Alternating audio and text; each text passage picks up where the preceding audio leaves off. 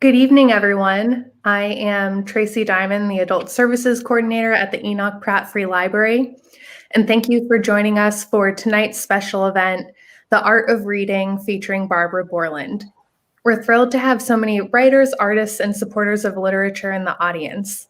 For all the creatives in the audience, the Pratt's annual free poetry contest with Little Patuxent Review is now open for Maryland residents ages 18 and older. The deadline's March 1st, and the winning poem will be published in Little Patuxent Review and celebrated at a public reading.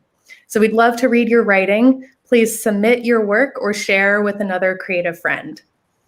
But for tonight's program, we're so thrilled to have the first Art of Reading event with Barbara Bourland, author of Fake Like Me, and Joaneath Spicer. The Pratt Library and Walters Art Museum have been working together to bring an event that marries literature and art. And the intersection is just so striking. So our goal is really to highlight their intersections and bring you, the audience, into the conversation. Something at the library that I also want to highlight is our Fine Arts Department in the Central Library and the State Library Resource Center. It's an arts resource unique in its size, scope, and depth among public libraries in the state. The collection features information on a wide variety of topics, including visual arts, architecture, music, antiques and collectibles, interior decorating, fashion, and crafting. So now I'm going to turn it over to Alison Gulik to say a few words, explain virtual logistics, and introduce our speakers. Thank you, Tracy. Hello, everyone. I'm Alison Gulik, the Community Programs Coordinator at the Walters Art Museum, and I'm so excited to have you all joining us this evening. For those of you who haven't read the novel, a brief summary will be placed in the comment section of both Facebook and YouTube. After introducing our speakers, we'll have a moderated discussion followed by a live audience Q&A. And then around 7 o'clock, we'll close out of our live portion of the program and transition into Zoom for smaller breakout groups to continue the conversation about the book and the evening's discussion. If you have any questions about how to transition, please be sure to post those and we'll address them as quickly as we can. So I'd like to go ahead and introduce our speakers for tonight. Barbara Bourland is the author of Fake Like Me, a finalist for the 2020 Edgar Best Novel Award. Fake Like Me was published by Grand Central in North America and riverrun abroad. It was written with support from the Wasaic Project in Wasaic, New York. A translation is out this week in Japan from Hayakawa. Let's see. Her debut novel, I'll Eat When I'm Dead, was a Refinery29 Best Book of 2017, an Irish Independent Book of the Year. Her third novel is forthcoming from Dutton, and she lives here in Baltimore with her husband and their dog. Welcome, Barbara. Thank you, Allison. I'm happy to be here. And our very own Joaneath Spicer is the James A. Murnaghan Curator of European Renaissance and Baroque Art at the Walters Art Museum. She received her doctorate from Yale University. While Dr. Spicer has published on many of the areas under her care at the Walters, her best-known projects have involved the creation of a 17th century style Chamber of Wonders, the African Renaissance in Europe, body language and portraiture, and the study of how contemporary artists expand on the artistic vocabularies of the European Renaissance and Baroque periods. In her spare time, she is a connoisseur of mechanical crabs. Welcome, Joaneath, and please take it away. Okay, I'm very pleased. I should have put one of my crabs out here with me. I feel like I missed an opportunity. Maybe there are others out there. But in any case, I'm so glad to see you, Barbara. I'm sorry we haven't ever actually met. So we're up for some kind of libation, I think, in the warmer weather.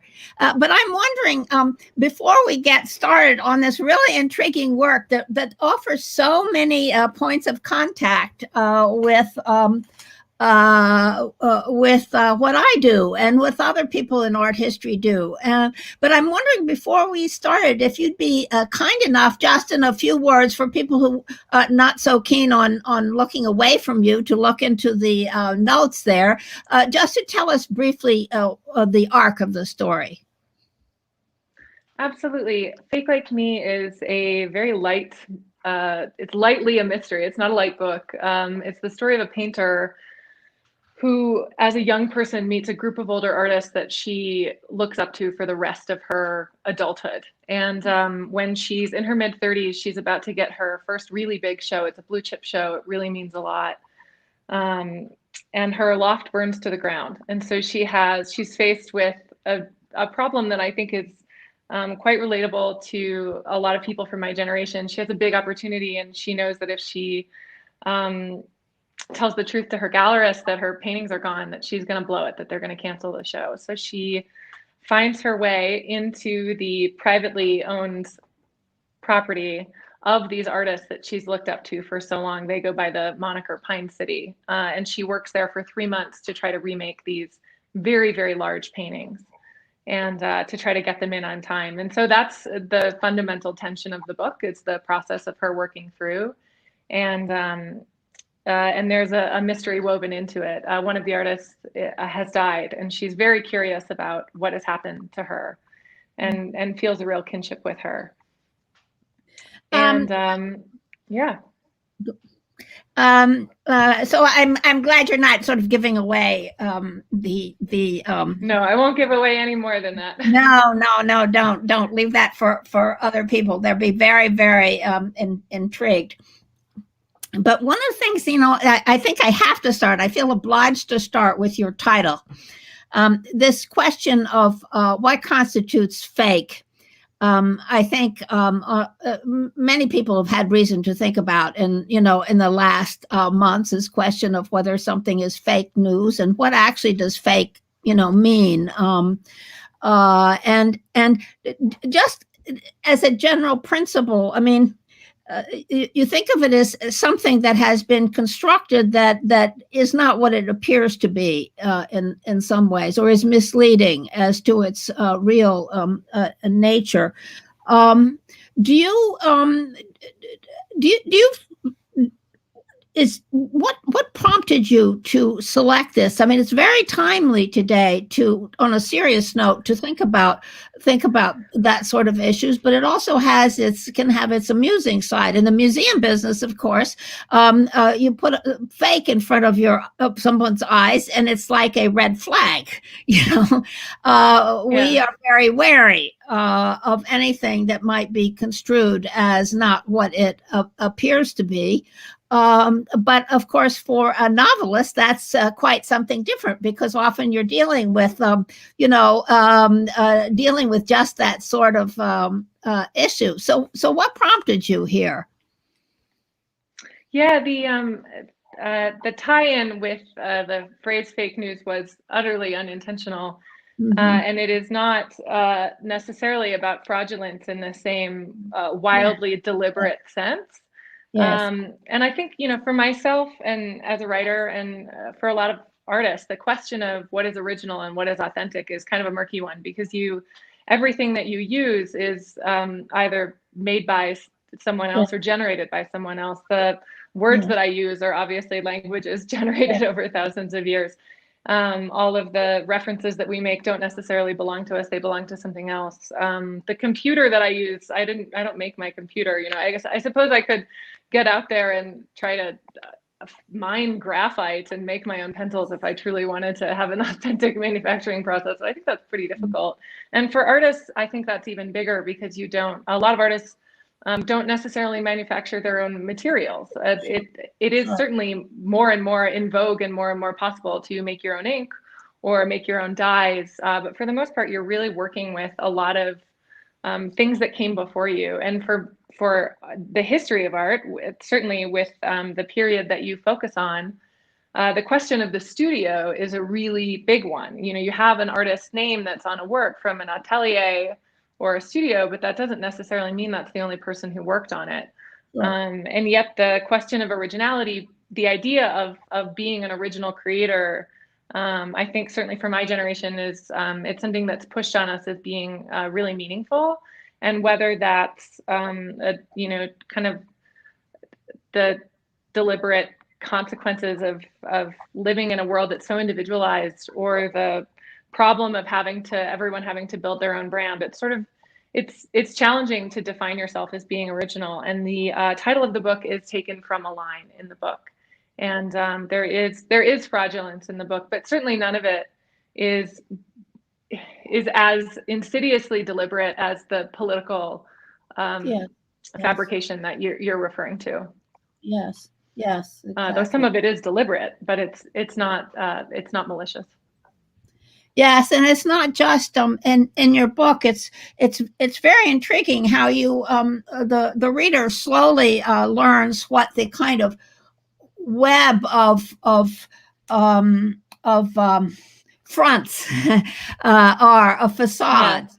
That there are so many facades. It's sort of like being in a theater or something. You know, you're looking at one facade or another facade, and maybe the screen will change, and then it'll be a different, you know, sort of facade that someone is putting on. So, but it is a kind of sign, isn't it? I in your book, that the line between a facade that misleads and a facade that is not, for some of your characters, is not always fully intentional.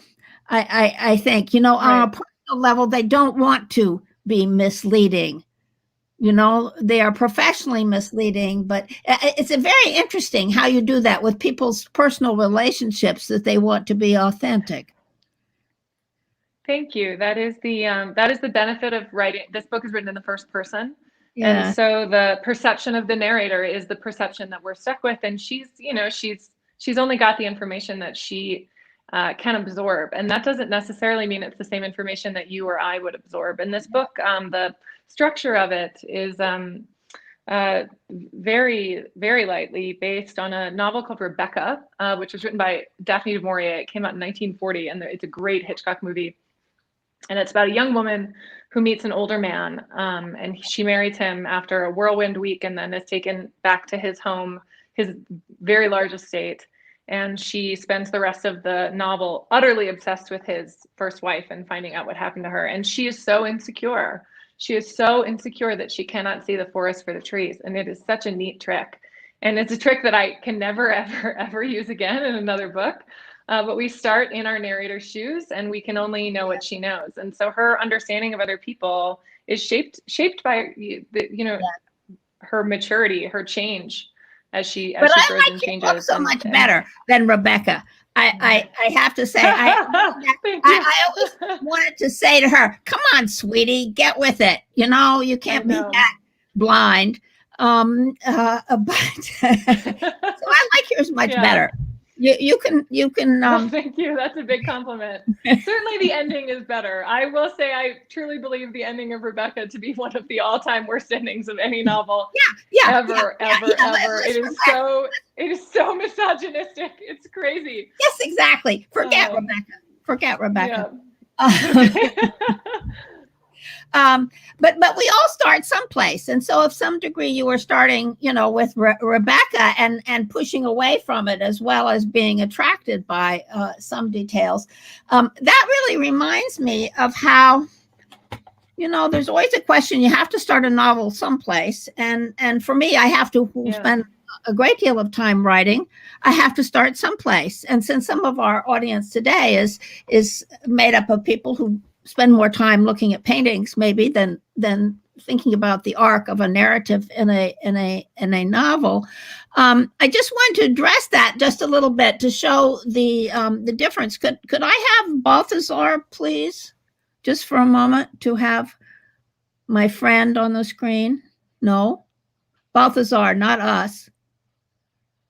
Next slide. There we go. Because this is sort of reminds me, you know, I spend a lot of time sort of constructing narratives And Mhm.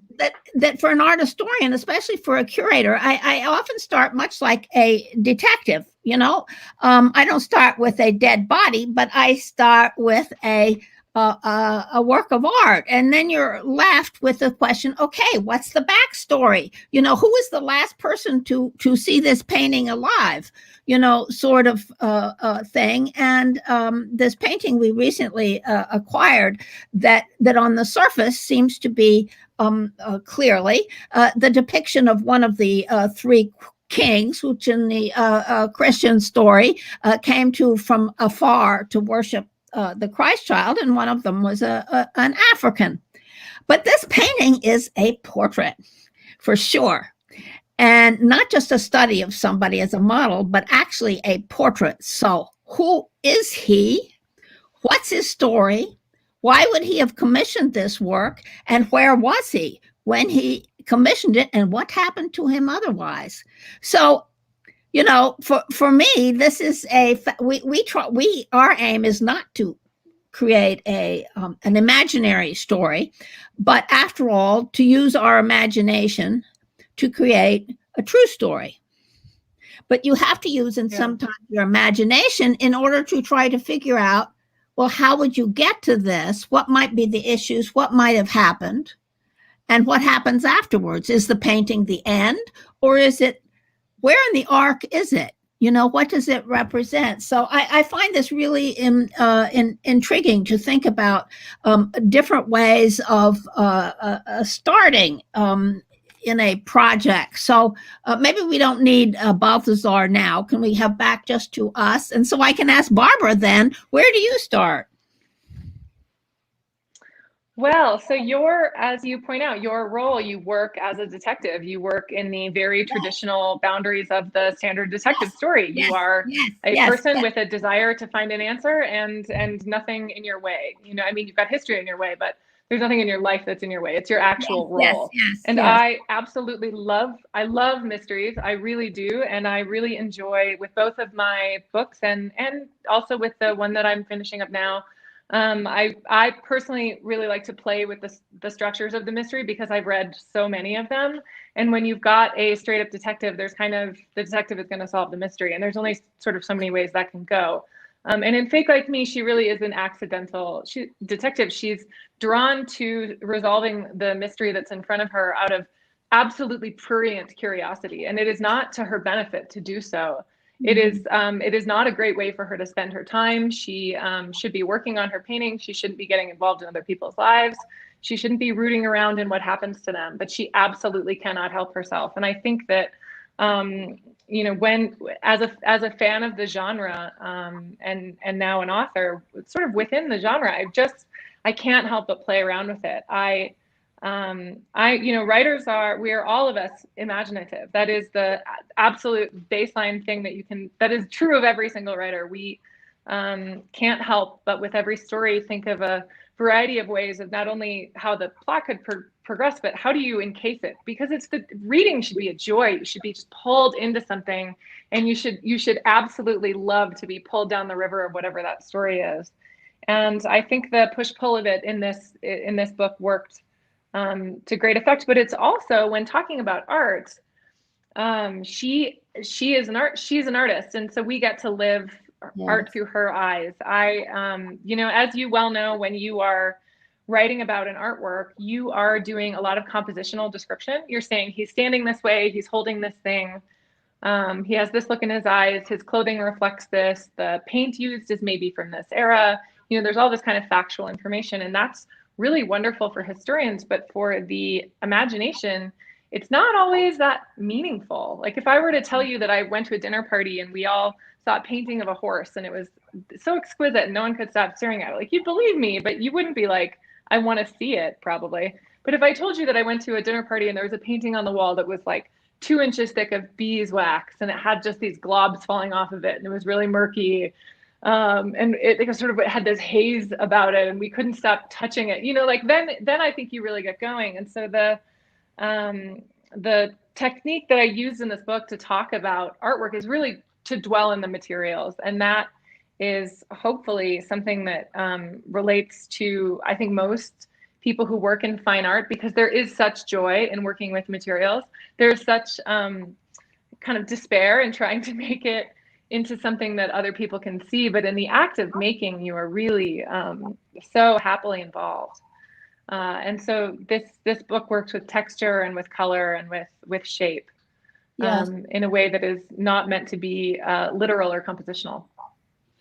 And in terms of texture, it really does give texture to the environment, so that it makes the environment more realistic. You can sort of see those, those tubes of paint, as it were, that fill out your setting for you. But that, when you gave the example of the dinner party, now that's good. I like that. Now the difference that the two pictures that you chose there, one was of a horse and one was of basically beeswax gone berserk. It could still berserk. be of a horse. It could still be. It could still visually be a horse. I just left that out. Just stay with me a minute. Just stay with me here. Okay.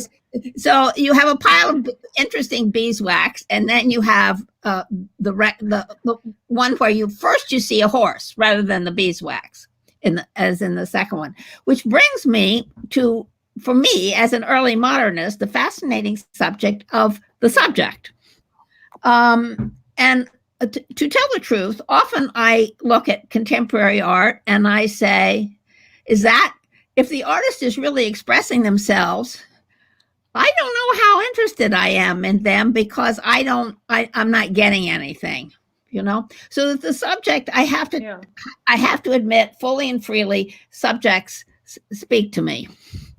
And I'm really intrigued by the fact that the series of paintings, which is described a couple of different times in different ways, that it's a series of old maids. I think there were, I forget whether there were 7 of them or how many the paintings there were. But then you make clear that these are personifications of virtues. And in my period, the virtues as a subject matter is a really important subject. Could I just have my virtues on the screen for just a second? Yes. Okay. This is one of the most exciting or famous paintings, let's say. Not everybody finds it exciting as I do. Important paintings in the Walters, which is from the Renaissance. And it's an allegory of good governance. Not only how architecture and its symbolism and shapes can contribute to a better life for the city's inhabitants, but also, if we could just have the next one. Next slide. There we go. There are details on these columns in the middle of the spaces. There are columns with statues on top, and these are of the 4 what were called the Cardinal Virtues, which is just a reference back to the 4, mean cardinal in the sense of most important virtues that were taken over from Greco-Roman society, and that thought were fundamental basically for a kind of civil society of justice, temperance, generosity, and fortitude.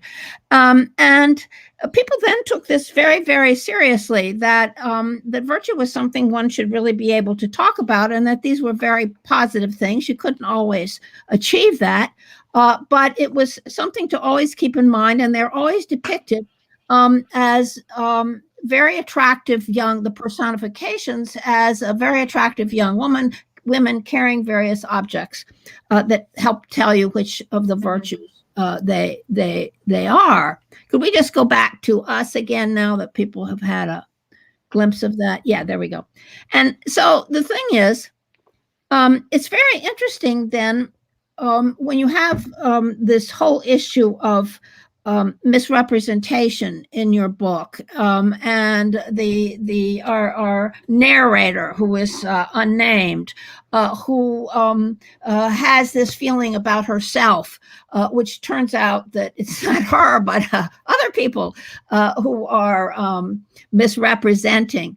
But in the line within, I'm so fascinated by the fact that your virtues then are depicted as referred to as depicting old women, if I remember correctly. And so therefore I kept wondering whether or not there was some question about the kind of decay of virtue, if you were trying to talk a little bit or convey something about the undermining of the sense of virtue, or maybe I'm just being a typical art historian and going looking too far. No. You're being incredibly precise about your area of expertise, which I appreciate. And I think, I have two answers for you. Number one is that the virtues as depicted in those Florentine paintings, I mean, this is not a virtuous society. I think, do we count the Medicis as Florentines? We do, right? I mean, they're, that's a banking enterprise that funded the Portuguese slave trade. This is not a virtuous society. This is an incredibly corrupt, unfair society. And so the paintings in the book, and then my second answer to you, the paintings in the book are, the series is called Rich, Ugly, Old Maids. And that's a reference to something that comes a couple hundred years later. A British illustrator and poet named William Blake wrote, he lived between like 1769 and 1829, I think. And he wrote, he lived in an incredibly religiously strict society under C of E, and he didn't really believe in God. He was just like, I don't think I buy that. I don't think I buy that there's like a man above that makes everything unfair. And this is, the American slave trade is booming at this point. He's like, I don't think I'm really into this. But of course he can't say this. His society is so strict that he's unable to do so. And so he developed all of his own little puns, and all of his poems and stories are these funny little inside jokes. And they're wonderful. They're really strange and lovely. And he pioneered Elagio engraving, which is reverse copperplate engraving, which is also how he died. His studio was not well ventilated, and so he poisoned himself to death slowly over time.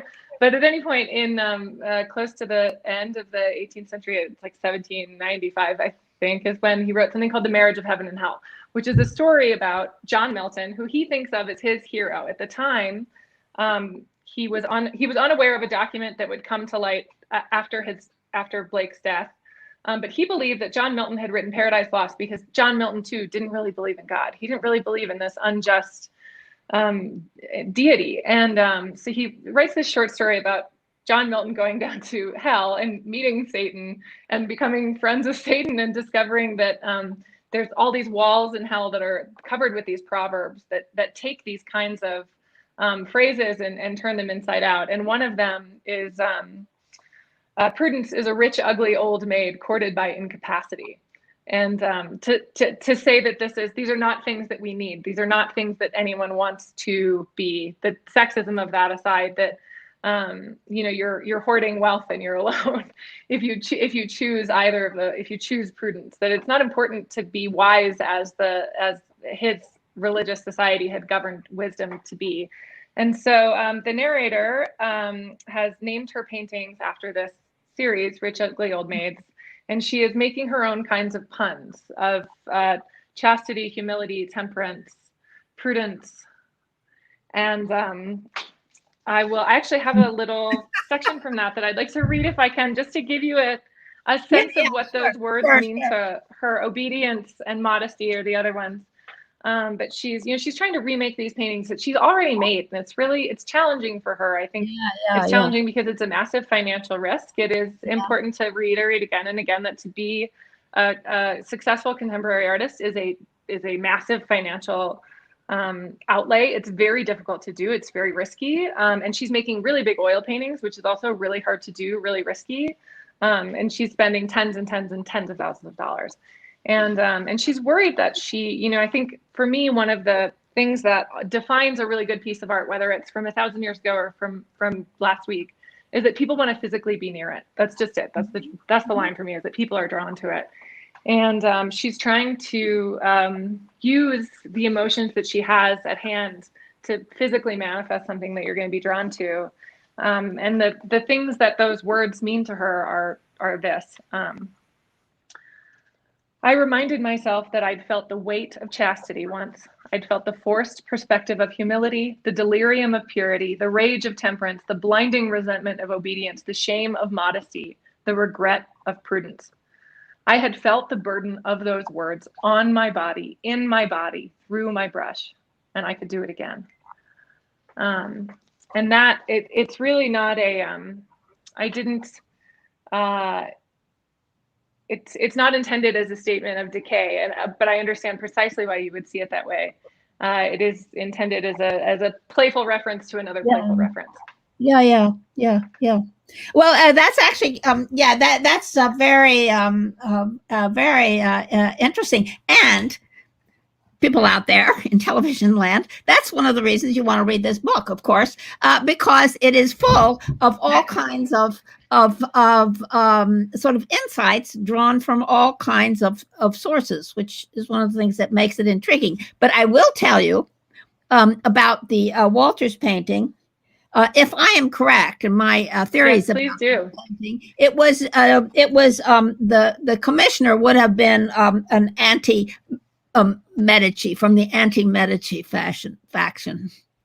So there's so many which one? There's so many anti-Medici factions. Well, not so much in Florence. I mean, it's but also we should keep in mind that the concept of virtue, which was the kind of consummation of concepts of virtue, was not quite the same as our sense of virtue today. It would be a pursuit of excellence. And so the Medici could think that they are doing absolutely the best for their family and for the city, and doing all kinds of things that we today, I mean, this is the time of Machiavelli, could be doing all kinds of things that we today would say, wow, you've really hurt a lot of people on the way. But they had a little bit different ways of assessing that. So are you going to write about art again, or do you think now that you've sort of had it with the art world, and will go on to other things, or maybe you'll be drawn back to the artist's environment? I haven't had it. I mean, my next book, you'll have to forgive me because it doesn't have a title. It doesn't have a pub date yet. I think maybe next year. I'm closing and I'm being done with it. But my next book is about a princess. And it's this very perverse kind of fairy tale. And it is still about beauty, and it is still about commodity. Mm-hmm. And so I'm drawn to beauty. I'm drawn to commodities. I find myself being more of a materialist than I would like to be. And I love beautiful places. I was in Florence just a year ago. Actually, today I was in Florence, and I think I was looking at a portrait of Cosimo de Medici, who is the half-Black Medici who was assassinated later in life. And standing in those halls and thinking, it's so violent what built it, and yet it is still so beautiful. And I love going to museums. I love being in public spaces. I have to ask you whether I'm drawn to beauty wherever I go, and yet it's always at such a cost. Sorry? I have to ask you, of course, then, whether or not you came to see our exhibition that was partly on Alessandro De Medici, the one that you were referring to. Oh, you missed that one. Yeah. Oh, right. Sorry. Is he son of Cosimo? No, no, it's a little bit more complicated than that. Did I get that wrong? But he, forgive me. I'm really not Medici for other people. Alessandro De Medici, who became Duke of Florence, was actually the son of a African slave and a cardinal, of a probably shall we say forced affair. And his daughter Julia De Medici, is features in a painting at the Yeah. Walters. So she is very dear to my heart. Was this like 3 years ago? Yes. Yeah. That was my Was exhibition. it like 3 years ago, the Alison? I think Yeah. I did see it, and I think I just didn't. I really know I'm so uneducated about the time period, even though we have a very good friend who is an early modernist, and but I still feel like she has to explain everything to me every time we look at a painting, because I'm still getting. There's so much that happens during that time period. There's Yes, so many divisions. I have a hard time keeping track of it, honestly. I think I did see it, and I think it just didn't. I think it seemed far away enough that I don't know that I absorbed as much as I should have. I wish you guys could put it up again. Well, you can. The catalog is available as a free ebook on our website. Happy great. to send you the link. Wonderful. Great. That'll be perfect. Thank you. You press the right button, I did. But it's a perfect example, though, of course, that history, even if you are trying to, as a detective, tease out, the truth rather than construct an imaginary life for people, is full of fabulous stories, and how much how we communicate with each other is based on storytelling in a way, and why storytelling is so important to sort of a sense of culture, or how we identify through groups or others, is what are our joint stories, of origin or community or however. I mean, and certainly we see this in the pandemic. How in this pandemic, when people feel so isolated, that sense of how they can pull together through a common story. The word always fascinates me. That story and history, of course, have the same origin in terms of the word, and it can either be. I mean, historically, it's less about a chronology than it is about telling about something. So you may tell about something by telling something, the chronicle of events, but that's how we understand people. We make up stories about them, and that's how we understand. So I think novelists do a great service in helping us to kind of pull together, not only to imagine having a good time. That's also important. So you've given us a good time. You've given us a good time, and also lots to ponder. So thank you a lot. Yes, thank you so much, Barbara and Joaneath, for this really rich discussion. We'd like to open it up to our audience participants now. If you have a question, please feel free to type it in the chat wherever you're watching, and we'll make sure that gets to Joaneath and Barbara. And also, we want to go ahead and offer the link for our Zoom discussion, which will be happening in 20 minutes, which will be a closed small group discussion. You don't need to have registered in advance. You can just follow the link from the live stream into that space, and we'll facilitate some additional conversation about the book and the conversation that we've had tonight. So I'm going to look and see what kind of questions or comments we have and share those. See. What really happened, Carrie? I can't actually click over to the chat. I'm really sorry. I have a no, it's technical totally difficulty, fine. So please just hit me with whatever you got. Okay, so our first question is from our very own Marta Zollner. She says that there are so many incredible visual descriptions in the book of the art, the landscape, Max's house. Can you talk about how you mapped out those spaces or visualized the artwork as part of your writing process? Yeah, I mean, I drew a very bad map. There's a very nice map in the book made by my friend Nicole Dyer on page 59. It's lovely.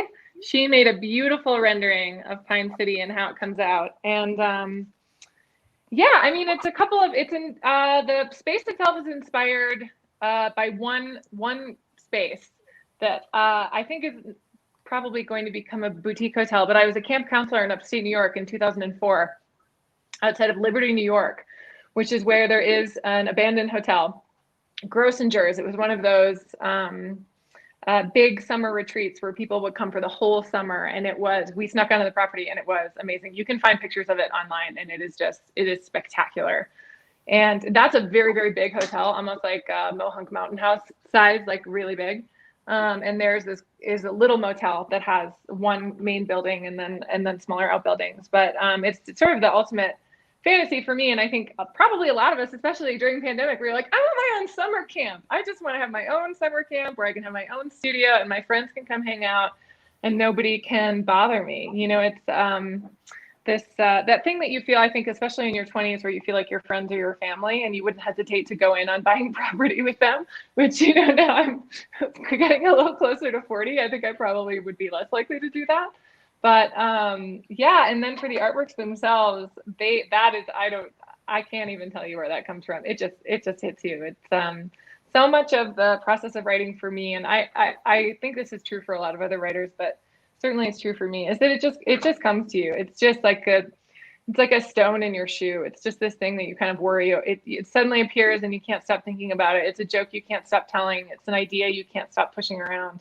And I am really such an enthusiast of artwork, and I go to any museum I can. And like I was like showing displayed, obviously, like I'm not a historian, and I have no real professional interest in trying to keep everything straight. But I do love, especially with contemporary art, the ways in which artists play with titles and with textures and with ideas. I think it is endlessly fun and funny. So That's yeah. wonderful. I hope that's an okay answer. That's a great answer. Let's see. We have another question here from Lynn Durbin, who says, how did you learn so much about the process of painting? The descriptions of the colors and the paints and the notebooks were very fascinating. I studied studio art as an undergraduate, as a minor, not even as a major.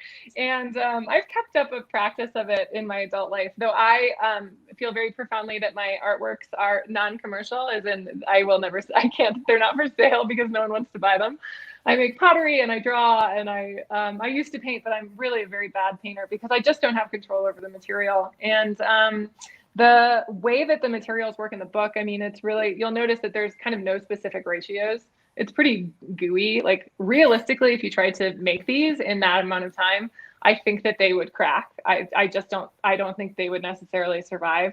But there is an artist who did a kind of a similar series that I wasn't aware of until I was done with the book, but I love them, even though she's never going to make paintings like these again. But her name is Leslie Wayne, and she does these like, I mean, it's like impasto, but it's rubber. They're fantastic. They look like cartoons. Look, Google Leslie Wayne. She's amazing. And realistically, how she does that, I think over a long period of time. And then as far as the notebooks, like that's kind of a standard with anyone who's making anything physically. You have to keep track of what you do and when you do it. Otherwise, you're just not going to be able to replicate it. So, yeah. That's wonderful. Let's see. I don't have any other pressing questions here. If you do have a question, you know that this is a really good time to ask them. You can also join us in the closed group conversation if you're a little more shy. I'm wondering if maybe you have any questions, Barbara, for Joaneath, or if you have any unanswered questions. Or Alison, do you have any questions for Barbara? I actually do. I've been thinking about You're one. the artist. Right. Well, I've been thinking about one, and I think, you know, I read the book so quickly, like I got sucked really into the plot. You know, it was a page turner. And it wasn't until I went back and started taking notes for this program that I realized that the main character isn't named. Like I spent all this time in my head, like I thought I missed it. Yeah, I went back and I was like, did I miss it? Did I miss it? and like No, you was didn't spending miss it. all this time looking through, and I would love to hear about that, because I mean, for me as somebody in the arts, like I immediately thought of like sort of like the namelessness of women in the arts, and you know, like Linda Knockland's article, "Why Have There Been No Great Women Artists?" Like that kind of popped into my head really immediately in reference to that, and I'd love to hear more about that choice. Yeah, I mean, on the one hand, it sounds so flaky, but it's not a choice. She doesn't have a name. There is no name that I could give her. And then, you know, once I realized that, the structural task of making it unnoticeable I had such a good time doing that. I had so much fun with it, because it's such that, you know, it's sort of this magician's look here, don't think about this, because she meets a lot of people. So having her sort of be greeted or known, but she's always like so insecure, and you're so wrapped up in that you kind of don't notice that she's never really told anyone what her name is. And yeah, I think that I wanted her to feel really universal. I think that names have such power, and whether they mean to or not, they tell us so much about a person, or what we think we know about a person. And I wanted her to feel, I think, and she does feel, I think certainly for a lot of the younger artists that I've heard from, they identify so strongly with her. And I do too. I mean, we're not the same, not by a long shot. But I wanted her I wanted you to be as close to her as you could. Can you speak to that? Yeah, that, I mean, I think that was very successful, and I definitely took the bait and switch. Joaneath, can you talk about that in your work? I think, you know, a lot of times you're dealing with people that are like idealized, and are they real or not real? How do you approach trying to figure that out when, go ahead. Well, what about Balthazar? You know, have you found out Balthazar's name? Balthazar, do you have an hour? Well, it's very clear. It's, at least to me, maybe because I've been looking at these so long, that there are all kinds of little features that artists give to depiction when it's really meant to be a commemorative sort of image. You know, if he were just a study, his expression would almost, if it was simply a study that had made of the artist had made of someone, rather than simply that Balthazar, his real name is Aniaba. I'll tell you his real name. What Aniaba? Yes, Louis Aniaba. He's an African prince at the court of Louis XIV. Actually, it's quite a good story. Actually, maybe you will want to write about him. But in any case, when you commission a portrait, first of all, what's it for? You know, and so if you're creating this for a specific moment, if you're commissioning it, then the person who's commissioning it is almost like the artist. You know, it's a kind of they're working along with the artist and what you want to say about yourself. I mean, this is certainly a question of self-expression then in a situation like that. And if this were simply a study of a Black man who happened to be around, I mean, you know, happened to be accessible, that you could do a study of in order to create an image of this a big biblical figure, the intensity of the expression in this figure would simply not be there. Traditionally, they would be looking more off to the side, but there would certainly not be this kind of eye contact and very intense expression. Also, the features are very explicit. And so then the question is, who would commission an image of themselves as such a, in other words, you've got to feel really entitled to depict yourself as a biblical king. That takes guts. to do this. So who would have the sense of self, the sense of entitlement, to present themselves in this way? And why would they want to do it? What was the situation? Who was the audience? And there's all kinds of things. One time I was talking about it, was very interesting that one observer in the group noticed that his eyes are looking ever so slightly up. And I if this had been a university situation, that guy would have gotten an A right there. It went all over. He'd just get an A for the course and move along to the next challenge, because that ever so slightly, you can see the whites of his eyes ever so slightly under at the bottom of his eye there, so you can tell the angle. Well, that's actually quite an important clue. I won't tell you what it tells now. You can. I think he's got such a nice expression.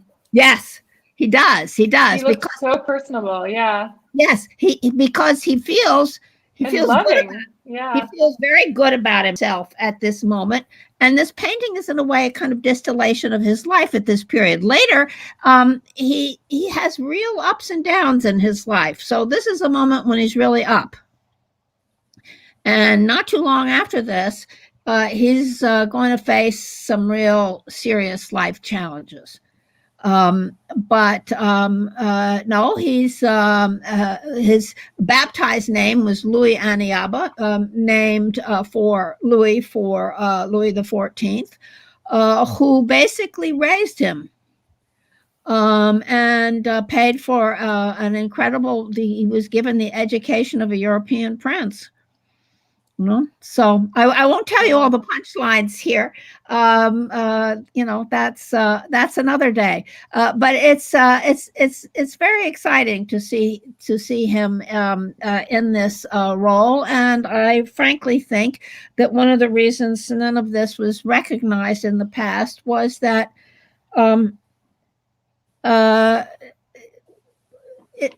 it's uncommon in European art of this period to see a Black man with such agency. You know? And if it were a white man, somebody would have figured this out long ago. Right.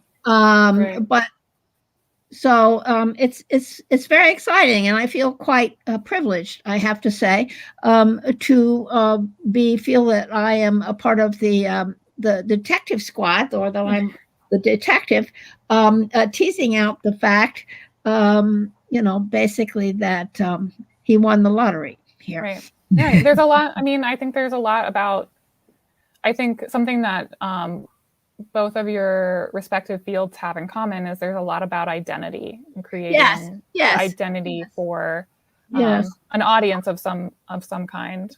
I think we have another question from Facebook from Lynn Durbin, who asks you, Barbara, what led you to write as opposed to continue with some form of visual art? I'm not very good at making visual art.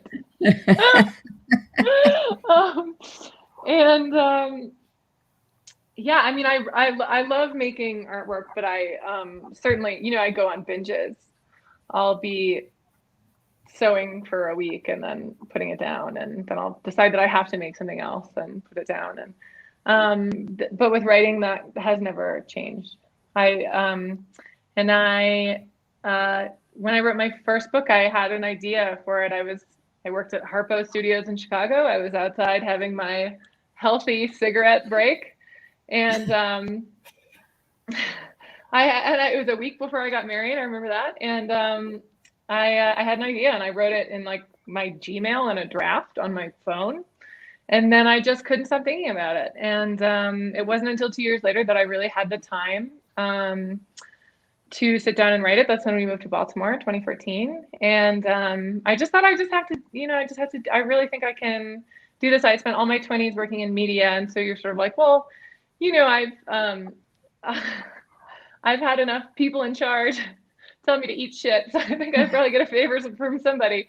I think I can make this work. And I did. And so I sat for a year and worked on it. And then it sold. And then I wrote another one. And then now I'm writing more. And it just, yeah, it's such a, I find the novel to be such a pleasure. I know that obviously there's many other forms. The short story, of course, is the kind of predominant academic form of fiction. And I love reading short stories, but I can't write anything short. I don't want to go short. I write horrible poetry because I just can't. I don't want to be short.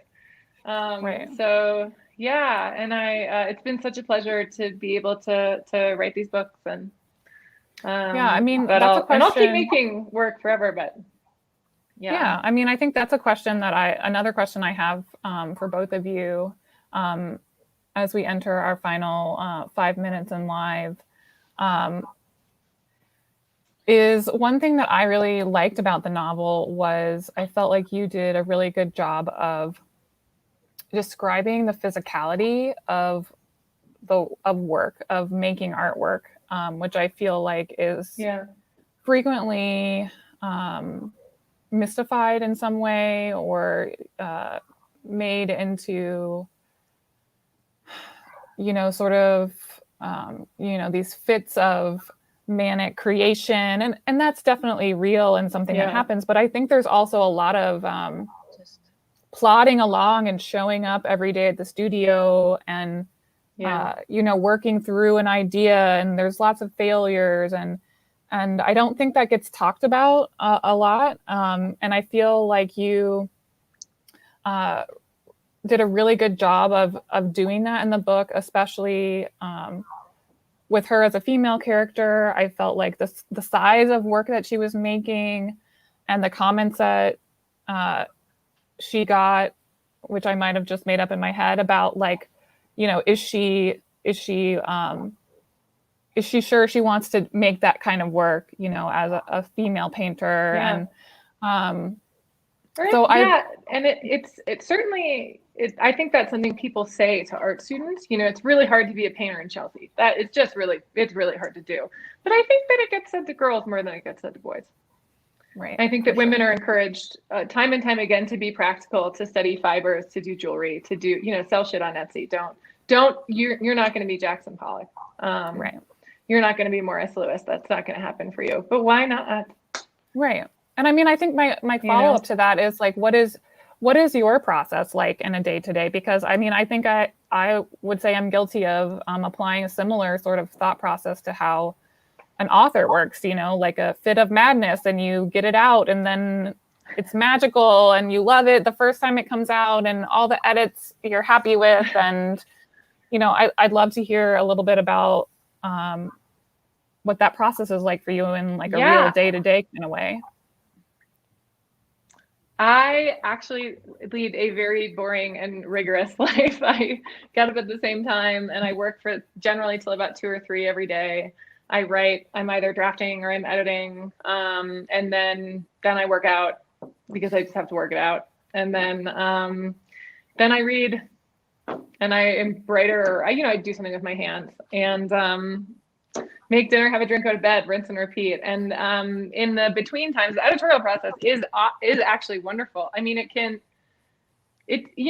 depends on what kind of background you come from. I came from the media, and so I can take an edit. Fine. You tell me it's not good enough, I don't care. It doesn't hurt my feelings.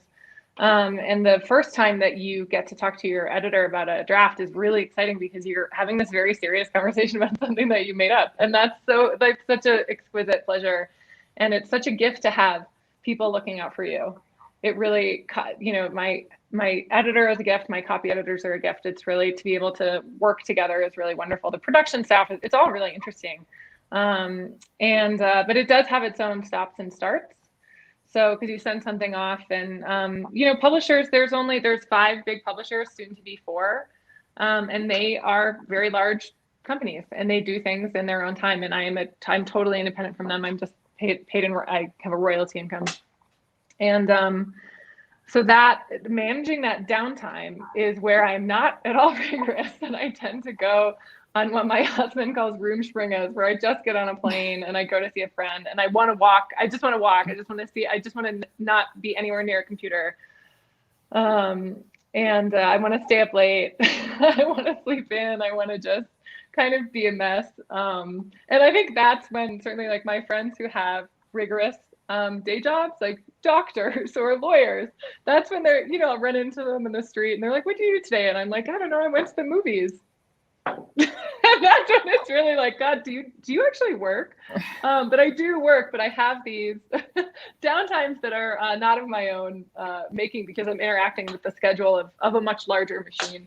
Right. But that's okay. Then you're sort of at peace with it. But writing, just like art making, is a financial practice that's really challenging. I remember when so I was just talking about this with my mother the other day. When I sold my very first book, the terms of your book contracts, it's not like when you write an article, there's not like a net 30 or a net 90. They don't like owe you interest. It's just like, we will pay you within a very generous amount of time. And when I sold my first book, I remember saying to my agent, where's my money? You know, like, what's going on? And she was just like, Barbara, you have to have a year in the bank at all times if you want to do this and not freak out. That's how you have to live. And I took it to heart and have tried my best to live up to that. But it is, it's not meritocratic and it's not fair. And you have to have a bedrock belief that you are spending your time in a way that will not bankrupt you. And I feel that way now. I'm also open to the idea that I may not feel that way, but it's something that it's not. It's just a challenge. Making any kind of art in 2021 is a complicated process, and it's delicate, and you just have to manage your time. Yeah. What about you, Joaneath? Can you give us a brief insight into the day in the life of an art historian? You know, people become art historians for all kinds of reasons. But I have to say that I am somewhat compulsive about it. That's not necessarily a good quality, but it's true of me. And if I'm into something, that's really what I enjoy doing. Is the truth. So I get into something and I work at all different kinds of things, you know. And if I'm not quite finished and it's 1 o'clock in the morning, I'm not prepared to stop, you know, actually. And I'm quite happy with that, you know. I kind of like being a bit compulsive is the truth, because if you feel a bit compulsive, then you're probably doing something that you really enjoy. So I think I spend a tremendous percentage of my time doing something that I really enjoy.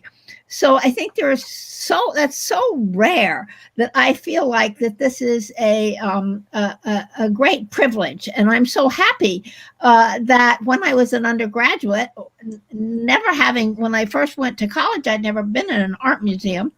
And only through distribution, the necessity of taking distribution, did I end up in an art history course. And basically, I never looked back. So I just feel tremendously lucky in that regard. I thought about going into I was briefly in pre-med, but then I thought, how boring. You know, basically to have your life marked off in, 20-minute slots. So, so you can be. I think it'd be so awesome to be a physician. I would love to cut into strangers for money. That seems like such a good gig. Yeah. Pop pimples. Oh dear. Wow. Then people up. Then you can. You can write satires on identifiable people then, and you can cut into people quite nicely that way. But I don't have that urge. So I work at all different kinds of days. So I may not be. It may be Tuesday afternoon, and I go to the grocery store, instead, because that's a good time to go to the grocery store. And especially during a pandemic, and then I work in the evening. So many of my colleagues don't work that. They find it easier to work from, do a kind of business day and spend time with their children or something. But I don't have I don't have small children, so I organize myself in a little bit more flexible fashion, which works for me, and I'm quite happy at it. So Yeah, but I think that's amazing. I really appreciate. Yes, I think, I feel like you said it yourself, Joaneath. Like you're like a detective, and when you get on the scent, you can't let it go. No, it was like very much like Alessandro De Medici. I mean, that was I couldn't let go, and so I keep on. Always new detective. Right. Always something new. Right. Well, I just wanted to thank both of you all for such an engaging conversation, for our audience, for these thoughtful questions that they provided. I want to remind everybody that if you're interested in continuing this conversation in a smaller group form, we're going to be moving over into a closed Zoom. And you don't need to register or anything. You can just follow us into that link. Let's see. The other thing I wanted to say is I wanted to make a note of a recommendation.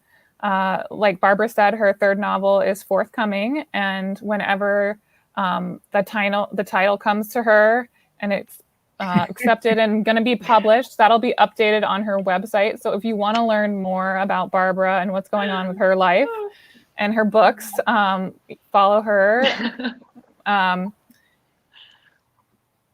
And let me see. Sorry.